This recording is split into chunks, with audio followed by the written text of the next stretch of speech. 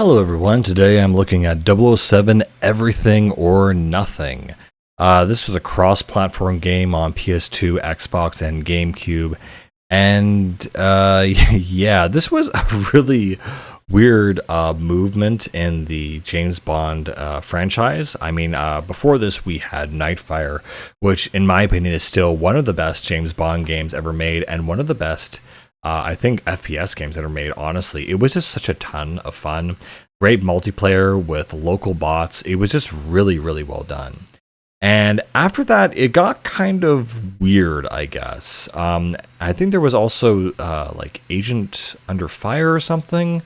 And I never played that one, but I did play this one. And so it was like, okay, James Bond is in 3D now. And so it focused a lot more on melee combat, headshots, and other kinds of just gameplay maneuvers that were just interesting. Like, this game wasn't necessarily bad. It was different. It could have been really good, but it just wasn't. It was kind of weird. And so one of the big components of the game is you have a lock-on system where you also have a reticle, and I was playing on GameCube, so while you lock on with the L button, you can use the C stick to aim in a certain direction, and so a lot of the game was actually focused on stealth, funnily enough. And so what was based around it is basically you would be able to lock onto someone and you shoot them in the chest, but if you move the C stick very, very carefully, you can pull off a headshot and basically stealth your way through the entire level. Again, because it's 3D, as I said, there's a lot of more melee combat. You run up to a guy, do like a little combo punch essentially, and take his weapon. And so it's meant to be a lot more versatile and like a big move in the new direction for the series. And for me, I never really got into it or enjoyed it.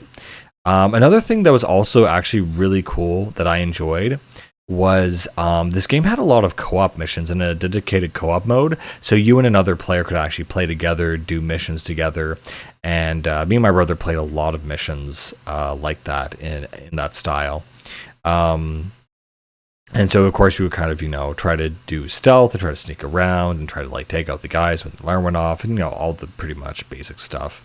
Another big component of this game is like Bond has a very commonly used grappling hook.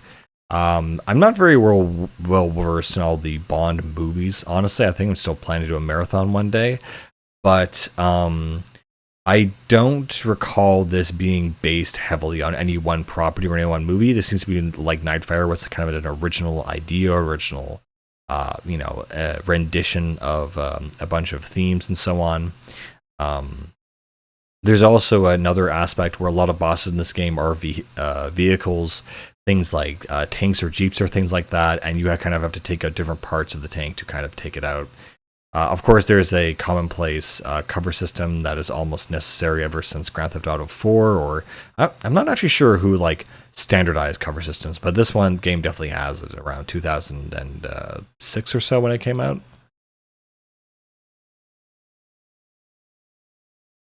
And similar to Grand Theft Auto, speaking of that, similar to, I think it was even GTA 3, introduced the fact that the reticle over the enemy will change depending on how much damage and health they have.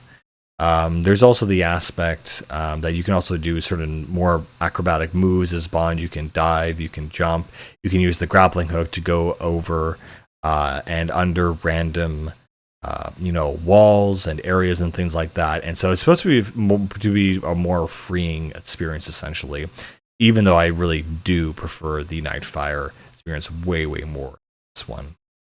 And the game is kind of divided up, and there's a few stealth sections, a few vehicle sections, mostly firefights and kind of a horde-esque mode, to kind of go through. The kind of co-op missions, there's also the multiplayer component to that. And so the multiplayer component was not only cooperative, but also competitive. And it was really, oh man, it was rough. It was kind of cringe. It was like, you could go around this arena shooting guys, shooting each other, trying to get the rocket launcher was at a huge area effect, and kind of going up these elevators and things like that. And it was one of those things you just kind of like spent an afternoon on and played those little sections, but it really wasn't anything super amazing or anything. But yeah, it was kind of weird. Again, there's something about this game just feels off, feels weird. It was after this game that they also pivoted it into From Russia with Love, so like the older James Bond stuff, because the Daniel Craig movies I guess hadn't come out yet, so they went a classic Bond stance. And so I kind of see this the beginning of when they kind of lost the idea of what a Bond game was. I felt like they were going in the right direction with Nightfire being an actual proper FPS competitor to like things like Call of Duty and Halo, frankly, and they just did not keep that up. Again, another thing that I thought was really cool is like all the gadgets you have. You have a little spider bot that crawls around the wall and ledges and walls and stuff. You of course have thermal vision, other kinds of lasers in your pocket watch for certain type events. Again, it's super action focused, but yeah, I don't know. I don't know how to feel about this one. It was just very kind of okay and whatever. Anyway, I think that's pretty much all I can say about this game. I'd like to say more, but that's I mean, the game is what it is. Anyway, guys, I'll see you later.